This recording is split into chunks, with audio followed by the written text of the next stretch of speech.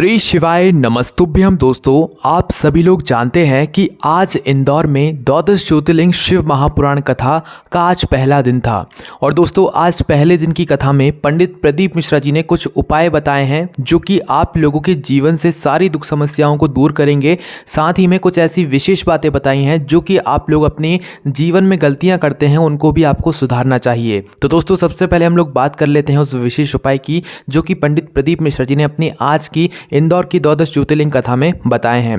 तो दोस्तों, आज की कथा में पंडित प्रदीप मिश्रा जी ने बताया कि अगर आपके जीवन में कोई विषम परिस्थिति चल रही है, आप बहुत बड़े दलदल में फंस चुके हैं, आपका कोई काम है जो कि रुक गया है, वो हो ही नहीं रहा है, बहुत दलदल में आप फंसे हुए हैं, बहुत आपके सामने विषम परिस्थिति है और आपके हाथ कुछ भी नहीं लग रहा है, तो दोस्तों आपको करना क्या है कि इस उपाय को आप किसी भी दिन प्रातःकाल सुबह सुबह स्नान कर स्वच्छ होकर कर सकते हैं। तो आपको करना क्या है, इस उपाय में आपको ज़रूरत पड़ेगी एक बेलपत्री की और एक लोटा जल, जो कि आपके रसोई घर में आपके पीने का पानी जहां पर रखा जाता है उस स्थान से आपको एक लोटा जल भरकर तैयार कर लेना है। ठीक है, एक बेलपत्री और एक लोटा जल लेकर आपको प्रातःकाल सुबह सुबह शिव जी के मंदिर पहुंच जाना है। ठीक है, शिव जी के मंदिर पहुंचने के बाद सबसे पहले शिव जी के मंदिर के अंदर जैसे ही प्रवेश करते हो तो आप कोशिश किया करो कि भाई शिव जी को जो है 2 मिनट तक, 1 मिनट तक, कुछ सेकेंड्स तक जो है उनको निहारना है, उनसे अपनी मन की बात बोलना है। ऐसे एकदम से जाकर बिल्कुल आपको जल नहीं चढ़ाना है। ठीक है, 2 मिनट आपको भगवान शिव को देखना चाहिए, निहारना चाहिए उनको। उसके बाद दोस्तों आपको करना क्या है कि आप जो अपने साथ सबसे पहले बेलपत्री लाए हैं, इस बेलपत्री को आपको शिवलिंग के ऊपर समर्पित करना है। पर कहां पर? अशोक सुंदरी वाले स्थान पर, जो कि शिव जी की सबसे छोटी बेटी होती है। अभी अशोक सुंदरी का जो स्थान है ये जलाधारी के ऊपर होता है, जलाधारी के बिल्कुल बीचों बीच, जो सर पे बने हुए तो या कहीं मोटी सी लाइन होती है, बिल्कुल बीचों बीच वहां पर आपको सबसे पहले बेलपत्री समर्पित करनी है। ठीक है, तो दोस्तों इस बेलपत्री को अशोक सुंदरी वाले स्थान पर समर्पित करने के बाद आप जो अपने साथ एक लोटा जल लेकर आए हैं, इस एक लोटे जल में से थोड़ा सा जल आपको इसी बेलपत्र के ऊपर अशोक सुंदरी वाले स्थान पर समर्पित करना है। कितना?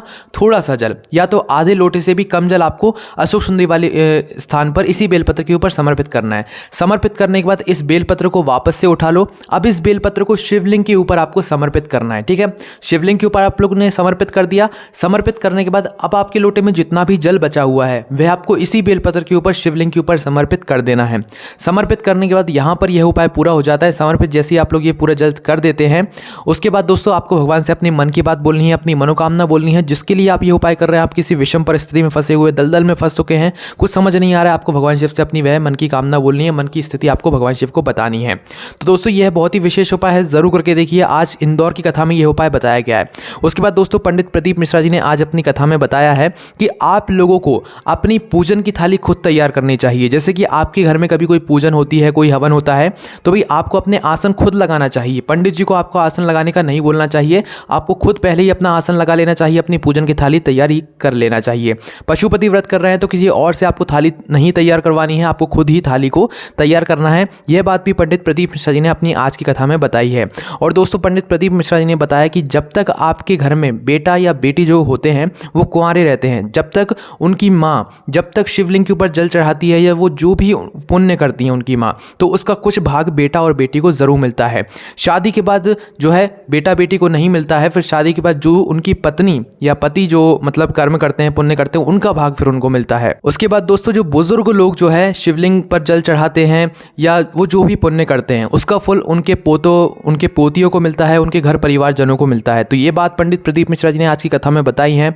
आपने किन बातों को सुना है, किन बातों को नहीं सुना है, और इन बातों को समझने में, उपाय को करने में कोई भी समस्या आती है तो कमेंट करके जरूर पूछ सकते हैं। ओम नमः शिवाय, जय भोले बाबा, श्री शिवाय नमस्तुभ्यम।